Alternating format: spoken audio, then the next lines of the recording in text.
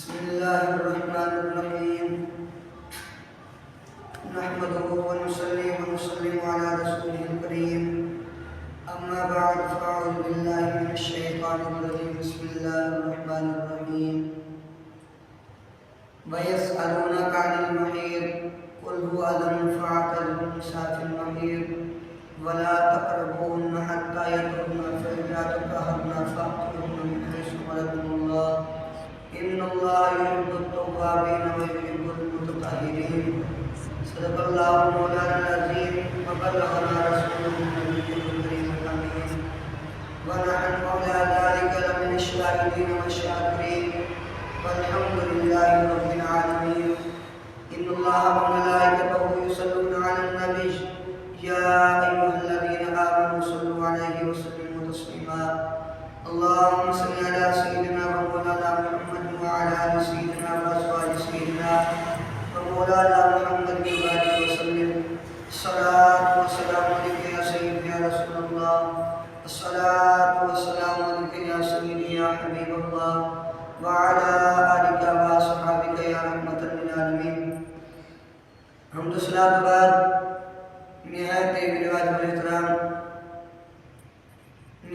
میرے واجب الاحترام میرے ساتھیوں، میرے پیارے آقا علیہ الصلوۃ والسلام کے پیارے غلاموں، جیسا کہ آپ حضرات کو معلوم ہے کہ اللہ تبارک و تعالی نے ہمارے اوپر ایسا کرم فرمایا، اور اللہ تبارک و تعالی کے کرم اور فضل کے ساتھ ہم نے اپنے مسلمان بہن بھائیوں کی اصلاح کرنے کی کوشش کی ایک روایت بنی ہے، جس میں ہم پیارے آقا علیہ الصلوۃ والسلام کے پیارے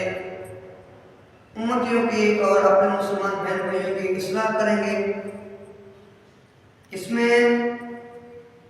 آج ہمارا پہلا درس ہے۔ سب سے پہلے آپ حضرات سے دعاؤں کی درخواست ہے کہ اللہ تبارک و تعالی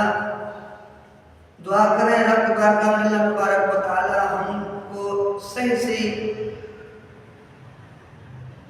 سمجھانے کی اور حق سچ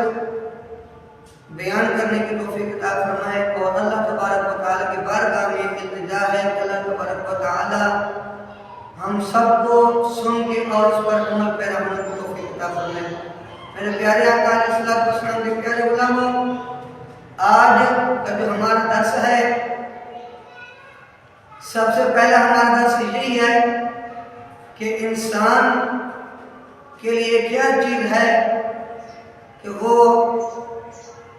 سب سے پہلے انسان کے لیے یہ ہونا چاہیے کہ سب سے پہلے انسان کو پاک اور صاف ہونا چاہیے، جیسا کہ اللہ تبارک و تعالی نے قرآن مجید میں ارشاد فرمایا وَيَسْأَلُونَكَ عَنِ الْمَحِيضِ قُلْ هُوَ أَذًى فَاعْتَزِلُوا النِّسَاءَ فِي الْمَحِيضِ وَلَا تَقْرَبُوهُنَّ حَتَّى يَطْهُرْنَ فَإِذَا تَطَهَّرْنَ فَأْتُوهُنَّ مِنْ حَيْثُ أَمَرَكُمُ اللَّهُ إِنَّ اللَّهَ يُحِبُّ التَّوَّابِينَ وَيُحِبُّ الْمُتَطَّهِرِينَ۔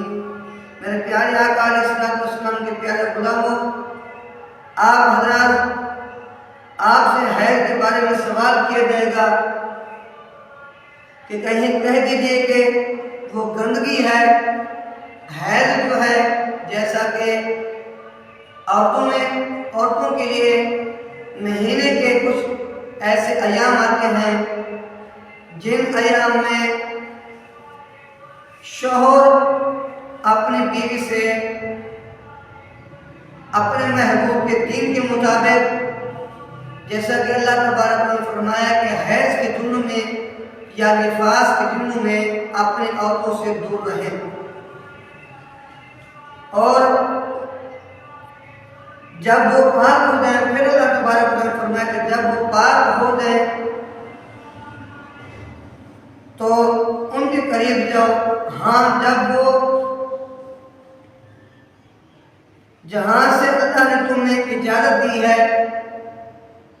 جہاں سے اللہ تبارک و تعالی نے تمہیں اجازت دی ہے کہ اللہ توبہ کرنے والوں کو اور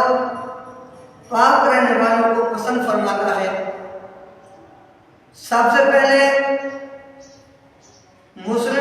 کی حدیث میں ہے اور مسلم شریف میں طہارت کے بارے میں کیا فرمایا گیا ہے؟ طہارت کا معنی کیا ہے؟ طہارت طہر کی جمع ہے اور طہارت کا معنی ہے نجاست کی ضد سے پاک ہونا، نجاست کی پلیدگی کو کہا جاتا ہے۔ جیسا کہ عورت کے لیے طہر کے ایام اطہار کہتے ہیں، جیسے کہ میں نے پہلے عرض کیا تھا کہ قرآن پاک میں اللہ تبارک و تعالیٰ فرمایا کہ جب عورت کو مہینے کے اندر جیسے ایام آتے ہیں ان کو حیض کہا جاتا ہے، یا بچے کی پیدائش کے بعد اس کو نفاس کہا جاتا ہے، ان دنوں میں اپنی عورتوں سے دور رہیں۔ اور طاہر کا حقیقی معنی ہے جو شخص نجاست سے آلودہ ہو، نجاست سے آلودہ نہ ہو، اور طاہر کا مجازی استعمال اس شخص کے لیے ہوتا ہے جو عیوب سے بری ہو۔ طہارت کے متعلق قرآن مجید کی آیات بہت سی اللہ تبارک و تعالیٰ نے فرمائی ہے، اور طہارت کی دو قسمیں ہیں، طہارت جسمانیہ اور طہارت نفسانیہ۔ طہارت کے ان دنوں میں قرآن مجید کی آیات ہے، اور اگر تم جنابت کی حالت میں